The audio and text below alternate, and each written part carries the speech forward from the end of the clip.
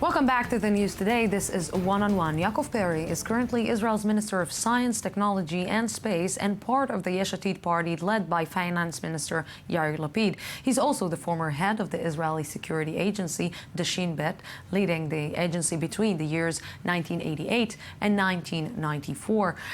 During this tenure, the first Intifada was on the rise, and the Oslo Accords were signed. Mr. Yaakov Perry, thank you very much for coming to our studio. My pleasure, Lucy.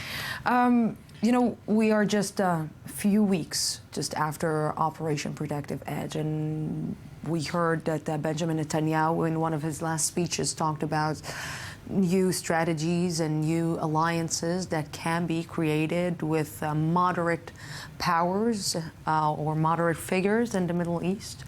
Do you see it happening? Because we heard you saying that you are supporting the Arab Initiative. You are supporting maybe the bigger perspective that Israel needs to take about what is happening right now in the region.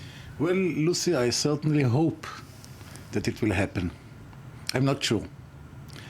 But for many years, I'm supporting the regional procedure or the regional conference deal, and I think that after Protective Edge, the issue should be in 3 stages. First one, which we are in, is a ceasefire, unlimited ceasefire. The second one is a regional conference which will deal with rehabilitation and rebuilding Gaza versus demilitarization and, of course, stopping the Hamas arming itself in terrorist tools like rockets, like tunnels, etc. And the third stage should be a regional conference built upon the moderate Arab countries like Saudi Arabia, Egypt, Jordan, part of the Emirates, not including Qatar, the Palestinian Authority, and Israel, an umbrella by the US and the European Union, which will deal with 2 issues. One is bringing to an end the Israeli-Arab dispute, and inside this framework to negotiate with the Palestinian Authority in order to come to an agreement, to a settlement, to a peace contract with the Palestinian Authority. It will give or facilitate the Palestinian Authority to deal with Israel, something that failed along the years. And I think that it will open or create a new opportunity for the region, for the world, for the people of Israel, and to the people of the Middle East. As the former head of the Shin Bet, you speak the language. You know the tone. You know the music. You know when someone is telling you marhaba or مساء الخير or مع السلامة. Or مع السلامة. What does he mean exactly? It seems that during the years and during the history, the lack of understanding on the other side, on the language, about how they speak, how they react, the word honor, karami, something that Israeli governments couldn't understand. How can you deal or how can you negotiate with someone that you don't understand the music of his language? You don't understand what he wants to tell you. Well, Lucy, your question is absolutely amazing, because language is a mentality. And when you want to deal, negotiate, even quarrel, you have to understand the mentality, not only the language, but what's behind the language. And yes, many Israeli governments failed. And that's the reason that the infrastructure is not there. There is a lack of confidence. There is a lack of faith. Leaders doesn't believe each other. Even sometimes when they are saying sabah al-khair, when they are saying good morning. And it should be fixed, it should be corrected. We have so many experts. How? Because when you said that many governments failed, do you think that this current government is on the way to another failure, or is this government already failed in understanding what is happening? Because you started this interview with, I hope that they will understand. But for the time being, it didn't happen. Because the people who were running or dealing or negotiating with the Palestinians are not really people. I would say, I have to be careful, I would say that the majority weren't with the right background. And we heard what the Palestinians' reaction was. We're talking about Tzipi Livni. Not only Tzipi Livni, the whole staff. I mean, the Palestinians said once that they feel it a little bit complicated to deal with people who are talking English, and some of them are lawyers.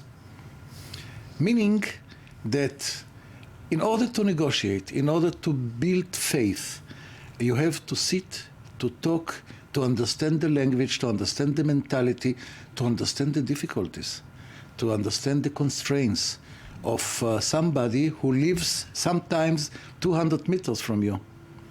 And there is a big barrier in that issue, and I think it should be fixed.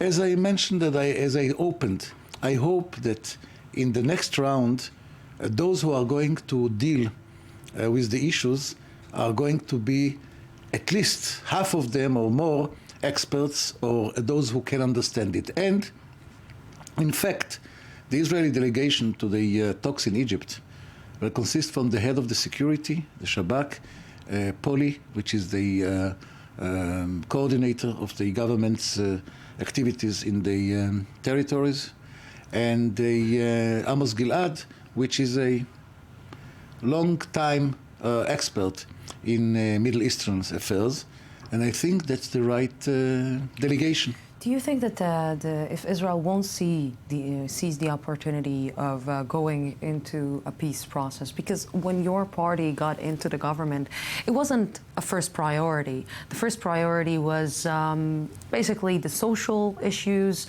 the inner problems that Israel needed to deal with, economy, cost of living. And it wasn't the first issue that your party, but today it seems that your party is, Yesh Atid party is making sounds of, if peace process won't be on the table back again, we won't be part of this government. Do you see this happening? Absolutely. First of all, I have to mention that while entering the existing coalition, one of our main issues were we are not going to sit in a government which will not renegotiate or build a negotiation with the Palestinians. It happened unfortunately for 9 months, and it didn't succeed. Yes, it's now became more prioritized in our scale, and I hope that Mr. Netanyahu and the government, which I am a member of this government, will look at the window of opportunities, as you mentioned before, of moderate countries which are sharing the same interests. It's anti-Iranian, it's anti the radical Islam. So we are sharing so many interests together that the only issue that can happen or should happen is sitting around the same table and talking without time limits. You know, I hear you, and it's a little bit frustrating to hear, because I saw you saying so many things and on so many occasions. It seems that someone doesn't understand. A lot of people don't understand what is happening. What does Benjamin Netanyahu doesn't understand in this current situation? I don't think that Benjamin Netanyahu doesn't understand.